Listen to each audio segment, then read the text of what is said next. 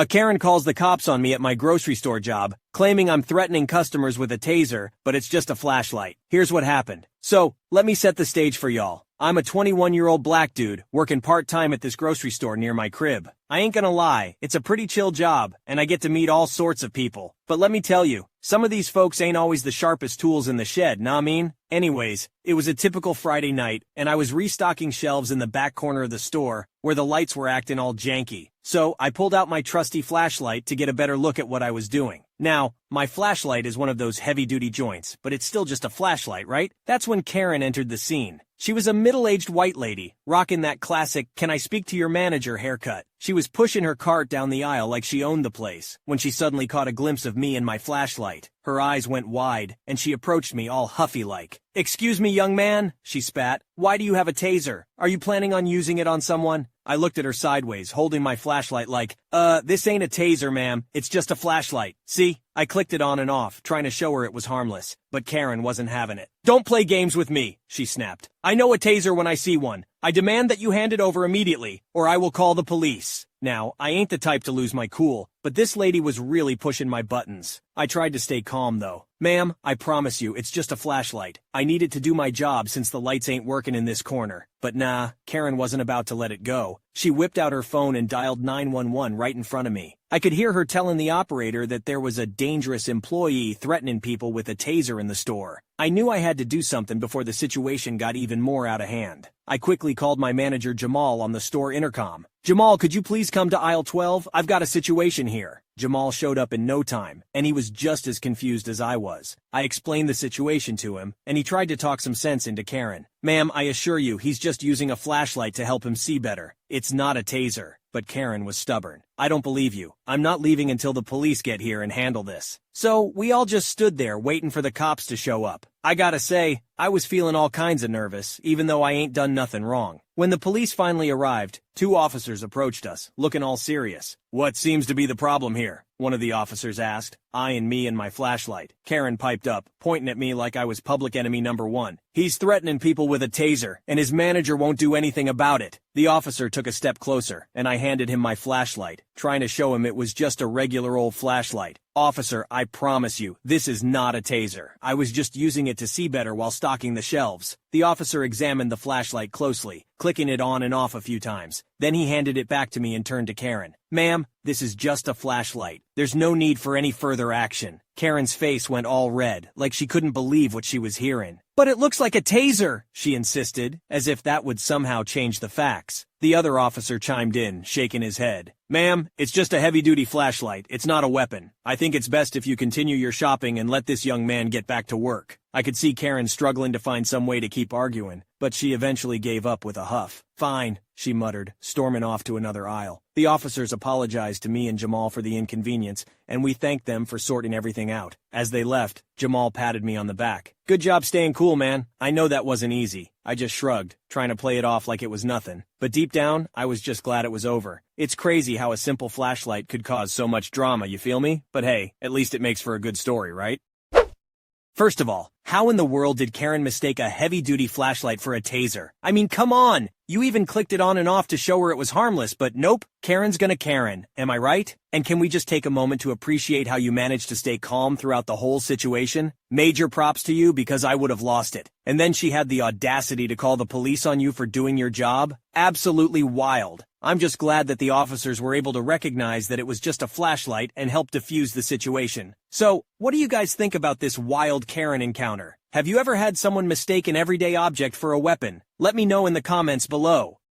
Karen confronts me in a Burger King parking lot, insisting that I stole my own car and demanding that I hand over the keys. Here's what happened. First of all, I drive a red 2005 BMW 3 Series. It's nothing too fancy, but I really like my car, and I'm kind of proud of it because I'm only 22, looking a lot younger, which is relevant for the story, and bought it with my own money. Why am I telling you this? Well, partly to flex, and because it's the central point of the story that happened to me today. So this happened today at my local Burger King. I live in a small village and we don't have a Burger King, so I have to drive to the next town if I want to eat there. This afternoon I felt like going there, so I hopped in my car and got onto the Autobahn. A couple of minutes later, I left the Autobahn and entered the parking lot of the Burger King. I got out of my car, walked into the store, and placed my order. After a short while, I got my food and left the shop. I took the car key out of my pocket, walked towards my car, and pressed the unlock button. As I opened the door and put my bag behind the driver's seat, Karen entered the scene. As I put the seat back into the normal position to get ready to leave, she suddenly showed up behind me. Karen said, "That's not your car. Who did you steal it from?" I replied, "I'm sorry, ma'am. How can I help you?" Karen insisted, "That car does not belong to you. Who did you steal it from? Tell me so I can tell the police." I said, "Ma'am, this car is mine. I bought it myself with the money I earned at my job." Karen argued, "You're lying. You aren't old enough to have a job where you get paid well enough to own a car like this. Actually, I don't even think you're old enough to drive a car." I responded, "Ma'am, I own this car, and I'm 22. I have had my license for more than 4 years now, so I'm very much allowed to drive a car." Karen continued, "No, you aren't. You look like you're 16. I will call the cops on you." I said, "Fine, do it. They can come over and check. I own this car and have a license. I got my license, saved my money, and bought the car when I had enough. I worked hard for it." Karen complained, "No, you haven't. Nobody your age has enough money for a car like this. My son is 18, so he's older than you. He has been working at this store," she points at the Burger King where I ordered my food after school, "since he was 16, and he hasn't got enough money to buy such a car. Why should you have it when you're younger than him?" I explained, "Listen, lady, I've worked in IT since I was 18. I'm a trained IT specialist and I work about 40 hours per week. I don't want to sound cocky, but I think I earn a little more money than someone who works part-time at a fast food place." Karen questioned, "If you work 40 hours per week, then why are you here in the middle of the day?" I replied, getting a little bit angry. "Because I have vacation time, for heaven's sake, and I'm hungry, so I took my car to get some food." Karen persisted, "This isn't your car. Stop lying. I bet you're an unemployed dropout who stole someone's fancy car, and now you're here to pose with it. I'm calling the cops right now." Karen took her phone out of her purse and started to call the police. After she started the call, the son left the store through the front door and looked at me, standing in my open car door, and his mom talking on the phone. The son asked, "Excuse me, is that my mom right there? Is everything all right? Is she calling someone for you?" I replied, still angry, "Not to be rude, but is it possible that your mom is a little slow? She keeps accusing me of stealing my car, and now she calls the police." Karen shouted, "I'm not slow, you little brat. Watch your language." The son apologized, looking at me. "I'm sorry. She can be a little difficult sometimes." Then, looking at his mom, he said, "Thanks for picking me up, Mom. Let's go." Karen insisted, "No, we will wait for the police to arrive here." The son calmly said, "Mom, please relax. Let's just go home. I'm sure he owns this car and just wants to go home too." Karen refused. "No way! We will wait until the police get here to arrest this thief." The embarrassed son looked at me and said, "I'm sorry." I told him, "It's all right. It's not your fault. Let's just wait until the police arrive so your mom sees that I own this car." Fast forward a couple of minutes, a police car arrived in the parking lot. 2 policemen got out of the car, looked around a little, and walked towards the 3 of us. The friendly cop asked, "Hello, did any of you report a car theft?" Karen immediately responded, "Yes, I did. It's this boy right here. Arrest him, officer." I reiterated, "Lady, I already told you, I own this car." The cop asked Karen, "Why do you think he stole this car?" Karen explained, "He's way too young to even be allowed to drive a car. He can't own a car like this." The cop turned to me and said, "I'm sorry, sir, but can you show me your license and your car documents?" I replied, "Sure, wait a minute, I'll get them." I proceeded to walk around the car to get my car documents out of the glove box. Karen grabbed me, shouting, "Officer, do something! He is clearly trying to run away!" The cop told Karen, "Ma'am, let him go. He is getting the documents I asked for." Karen protested, "No, he isn't. He is clearly trying to avoid charges for car theft." The cop firmly said, "Let him go, ma'am." Karen let go of me, and I walked to the other side of my car, opened the glove box, and handed the documents over to the cop. I took out my wallet and handed over my license too. The cop checked them and said, "Everything is all right here. Why did you call us?" Karen stubbornly replied, "No, the car is stolen. My son is older than him and can't afford a car, so this car must be stolen." The cop responded, "Look, it's right here in these documents. The car belongs to Playmore 96. That name is also on his driver's license, so this car belongs to the young man." Karen remained unconvinced. "I don't care. The documents and the license are fake. Just do your job and arrest him, officer." The cop tried to appease Karen. "Look, I will ask my partner to run his license plate through the database if that calms you, okay?" Karen agreed. "Yes, do it. You will see, this car is stolen." The other cop walked over to the car and looked up my license plate. A couple of minutes later he came over and said, "I looked up the license plate. The car is registered to Playmore 96, so it's his car." Karen still refused to accept the truth. "No, he stole this car." She walked over to me, trying to take my car key. I exclaimed, "What are you doing? What the hell is wrong with you, lady?" Karen yelled, "It's not your goddamn car. Give the key to me. I will find the real owner and give him his car back." The cop warned her, "Ma'am, please stop this or we have to arrest you," Karen shouted at the cop. "You don't have to arrest me. I didn't steal this car. Why don't you do your goddamn job instead of being freaking useless, officer? Arrest this boy." The cop said, "Ma'am, I have to ask you to calm down. Step away from Playmore 96, or we'll have to arrest you." The son, remaining calm, said, "Come on, Mom, it's his car." He said it, the cop said it. "Calm down and let's go home." "Please, Mom." Karen stopped trying to steal my key and looked at her son. "All right, honey, if you want to leave now, we'll leave." As she walked towards her car, she shouted at me, "I will get that car back to its owner, you little prick. I swear to God I will." Karen and her son then got into their car and drove away. The cop handed me back my license and car documents. "Sorry to bother you. Do you want to press charges against Karen?" I declined. "No, it's all right. I'm sorry you had to come out here to take care of this messy situation." The cop reassured me. "That's okay. This isn't even anywhere near the worst situation I've experienced this week. Have a nice day." I thanked him. "Thanks, you too." He replied, "Thanks," and got back into their car, leaving the scene. I finally got into my car too and left the parking lot to drive home. Now I'm sitting here, eating a cold chili cheeseburger and writing down this story. Knowing that Karen's son works at this Burger King, I guess I'll never go there again. I don't want to spend another afternoon arguing with Karen and waiting for the cops.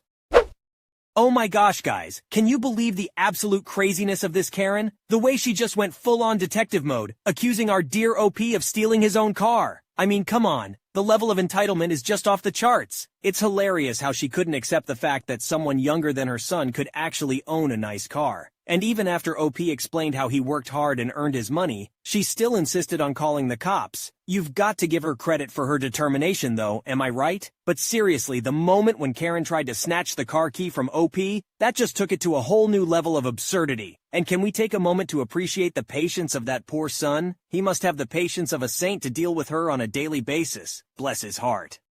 My own entitled boss decides to steal my Super Bowl tickets that I was gifted, so I decided to get some crazy revenge. That is making him lose a major client. Here's what happened. With the NFL playoffs back on, I thought you all might enjoy this football-related revenge story. I'm a huge 49ers fan, the rabid all-day tailgate in the parking lot type. A few years ago, we made it back to the Super Bowl. I was working at a consulting firm with a handful of accounts I would interact with directly. One client in particular knew how big of a Niners fan I was. I was the day-to-day lead on his account. He really liked working with me, and we became friends, often grabbing drinks or dinner after our meetings. He had access to a pair of extra company seats to the game, and as a thank you, wanted to give them to me as a gift. He passed the tickets over to the partner on that account, who I will refer to as Idiot Partner, to be given to me as a surprise. The game came and went, we lost, it sucked. The next time we met, we went to drinks afterward, and he mentioned, "Hey, by the way, why didn't you go to the game? I heard someone else was in your seats." I asked, "What game?" He said, "The Super Bowl." Confused, I answered, "I didn't have seats to the Super Bowl." He told me that he gave Idiot Partner a pair of his company tickets for me as a gift so I could attend. I had zero idea what he was talking about. He looked shocked, told me to quietly ask around about it and get back to him. When I was back in the office the next week, I found out through one of the secretaries that Idiot Partner had given a pair of Super Bowl tickets to another one of his clients as a gift from our company. I might have let this sort of thing go to keep the peace under different circumstances, but these were seats on the 30-yard line to see the fucking 49 ERs play in the Super Bowl. I was pissed. I considered confronting Idiot Partner myself, but realized it was the client who had noticed I wasn't there in the first place, so if I let him handle it, there would be no blowback on me. So I texted him, "Hey, I just wanted to thank you so much for thinking of me with those seats. It appears that they were given to another one of our firm's clients." He texted back right away, in all caps, "Are you shitting me?" And then, "Pretend I never told you, let me handle." He followed up with me about formulating a plan. A few days later, we were asked to come down for a meeting in their office. The client requested the partner be present, not entirely unusual, so Idiot Partner and I hopped a flight the next week and headed over to their office. Little did Idiot Partner know, my client had orchestrated a wonderfully awkward little show to catch him red-handed. When we entered the conference room, it was all the usual suspects along with a woman in her 30s we didn't recognize. My client immediately introduces, "Idiot Partner, this is Stephanie such and such, VP from other department. She wanted to sit in on this meeting." "Hey, OP, you guys must already know her from the Super Bowl," she then responds as she goes to shake my hand. "Oh, I don't think so. Did we meet there? I'm sorry if I forgot." Client responds, "Geez, Steph, how much did you have to drink? They were sitting right next to you." Client looks at me and I say, "Sorry, client, I wasn't there. Are you thinking of someone else?" At this point, Idiot Partner is looking visibly uncomfortable, probably trying to come up with an excuse. He starts in with an,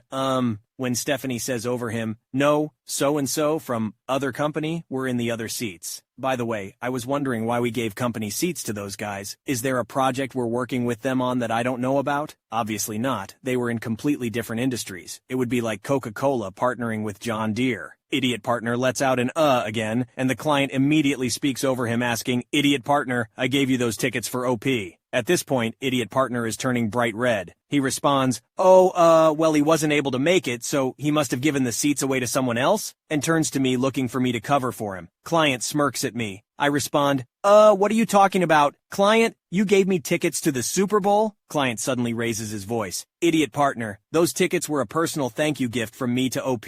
Did you give them away to someone else? Pause. Was it another client? Idiot partner butts in with, maybe something got mixed up in the office? Client went quiet for what probably seemed like an eternity to idiot partner. He then looked down, grabbed his portfolio and iPad, put them into his briefcase and said, "I think this meeting is over. OP, it seems as if I owe you a thank you gift. Let's go to lunch. Stephanie, you're welcome to join." Idiot partner, I need to evaluate our relationship. Please go back home and expect to hear from us next week. Idiot partner suggests he would like to join, presumably to do damage control, and Stephanie sternly tells him, "I don't think that's a good idea," and asks the front desk to see idiot partner out. As soon as he is in the elevator, we all break out laughing hysterically. Stephanie wasn't really a VP, just an employee at the company who client had drafted into helping with his pre-planned meeting skit. But she did end up coming to lunch with us, and was a fellow Niners fan, and total blast to hang out with. On our way to the restaurant, I got a desperate text from idiot partner saying I needed to cover for the firm, and that we could discuss things when I got back. I replied, "Yes, we need to talk, but I'll see what I can do." Client told me to wait a couple hours and then respond to him. 1. To expect invoices for the resale value of the Super Bowl tickets. Resale is way above face value. It was over $10,000 as well as our lunch. He picked a pricey spot and made a big show of overspending, and that he expected them to be paid immediately. 2. Expected I be given a direct apology. 3. Expected a written apology to his company for what he considered theft. And 4. He will only interact with me or another one of our firm's partners. Never idiot partner. This whole thing caused a stir with the other partners, and I actually came off looking great because it appeared that I had made a good faith effort to save the client for the firm despite being the victim in this situation. The client would transfer to another partner, which meant idiot partner lost his profit share on any work with them.